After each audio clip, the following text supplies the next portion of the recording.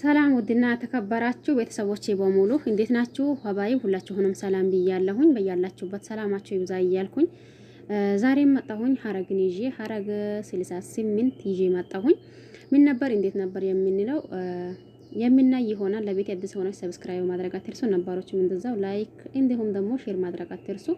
የዛሬው ምን ነበር የዳጊ አጎትና እንዲሁም ደግሞ ያፌት እየተደባደቡ ነበር። ምክንያቱም በማን ምክንያት? በኤፉ ምክንያት ኤፉን አታገባትም እኔ በህይወት እያለሁኝማ አንተ እሷን አታገባትም እያለው ነበር። እሱም ደግሞ እንደማላገባት ታያለህ፣ ለማንኛውም ባይሆን ሂድና ለዚህ ለፈሪ ጓደኛህ ንገረውና ሰርጋችን እንዳይቀር እያለው ነበር።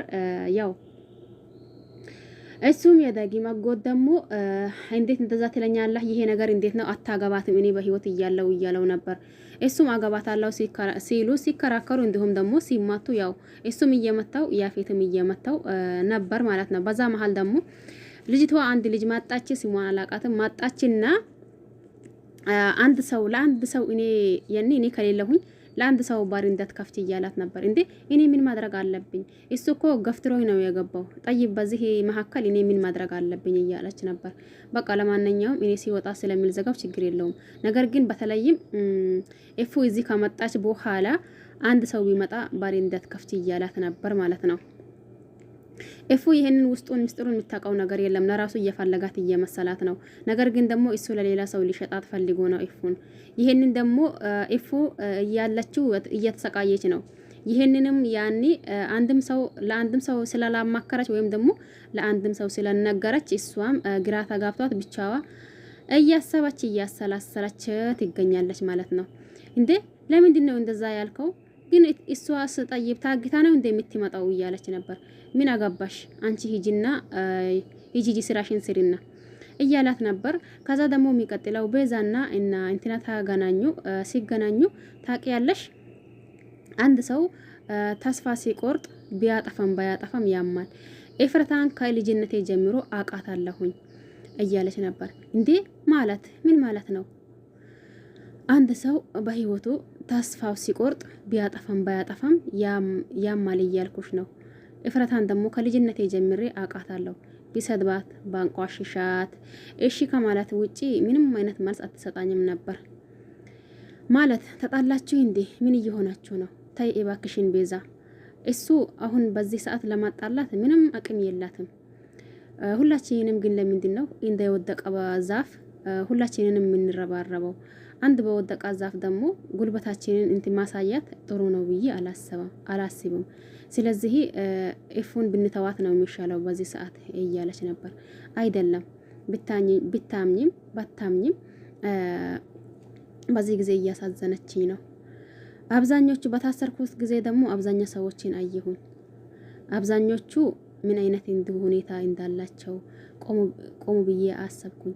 የኔ ሲወት ደግሞ እንዴት ነው ብዬ አሰብኩኝ። በትዝታዬ ውስጥ ደግሞ ሁሌም ኤፍራታ አለች።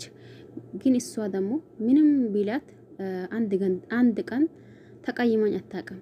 ግን ደግሞ ውስጤ ያለውን ጥላቻ ለማስወጣት አልቻልኩኝም እያለች ነው። ትችያለሽ ኤፉ ቤዛ፣ አንቺ እኮ ለማድረግ ያሰብሽው ነገር ወይንም ደግሞ ለምትሰሪው ያሰብሽው ነገር በሙሉ ትችያለሽ። አልችልም የሚለው ነገር ደግሞ ከውስጥሽ አውጪው። ለምንድን ነው መቼ ሁሉንም ነገር ትችያለሽ? ስለዚህ ይቺ ኤፉ የድሮ ኤፋ ናት ወይስ ደግሞ ሌላ ተቀይራ ነው ትያለሽ እያለቻት ነበር። ይቺም ጓደኛዋ ማለት ነው። እሷም ደግሞ አይ እኔ እኮ ይሄ ነገር በጣም እንትን ያሳሰበኝ ነው።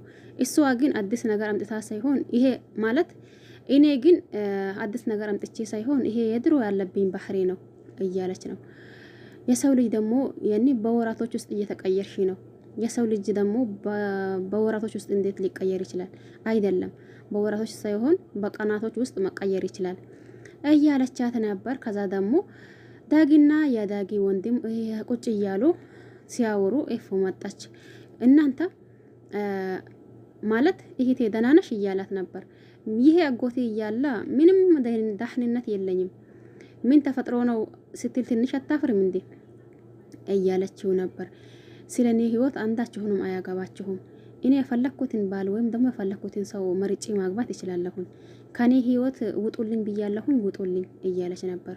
እሱም ደግሞ ከኔ ይልቅ ያንን ሰው መርጠሽ ነው እንዴ እንደዛ የምታወሪው እያላት ነበር። እሷም ደግሞ እየመታችው በቃ ከኔ ህይወት ውጡልኝ ብያለሁኝ ውጡልኝ እያለች ነበር። ለምን ናታንን ይሄንን ያክል ሲወደው ይሄ ነገር እንዴት ነው ብላችሁ እንዴት ማሰብ አቃታችሁ? ታግታ ነው ወይስ ደግሞ አስፈራርቶት ነው ወይ የሚለው ነገር እንዴት አቃታችሁ? እኔ ደግሞ ናታን ይሄንን ያክል እየወደድኩት እያለች ነበር። በዛ ሰዓት ደግሞ ዳጊ ለካ ይሄቴ እኮ የሆነ ችግር ይኖራል፣ ይሄ ሰውዬው አስፈራሮት ይሆናል እያለች ነው። መጀመሪያ ደግሞ የተጣሉት ማለት የዳጊ አጎትና ያፌት የተጣሉበት ምክንያት በኤፉ ነው። እሱ ደግሞ ኤፉን አገባታለሁኝ ያ ደግሞ ኤፉን አታገባትም በማለት ነው እየተጣሉት የነበረው ማለት ነው። አሁን ደግሞ ቤት ሲመጣ ደግሞ ያው በኔ ህይወት አንዳችሁን ማግባት አትችሉም፣ የኔ ህይወት እንደፈለኩት እኔ ራሴ እንጂ ማንም በኔ ህይወት ጣልቃ እንዲገባ ወይም ደግሞ ህይወቴን እንዲመራልኝ ሊፈልግ አይደለም። ስለዚህ ከኔ ህይወት ውጡልኝ እያለች ያው በጥፌ አንዴ የዳጊን አጎት ማት እየመታችው ኤፎ ከክላሱ ስትወጣ ደግሞ እንዴ ይሄ አሁን ያለችው ነገር እኮ በትክክል ነው። ይህንን ግን እንዴት አንድም ቀን አላሰብነውም። ያኔ ይሄን ያክል ናታን ስትወደው አሁን ደግሞ በዚህ ሰሞን እየተቀየረችብን ያለችው በምንድን ነው ብለን እንዴት ማሰብ አቃተን እያሉ ነበር። እሷ ከወጣች በኋላ ያው የዳጊ አጎት ደግሞ ደንግጠዋል ስትመታው። እንዴ ይህንን ጥፌ እንዴት ለሱ ብላ ነው እንዴ ይሄንን ያክል እኔን የምታደርገኝ እያለ ነበር።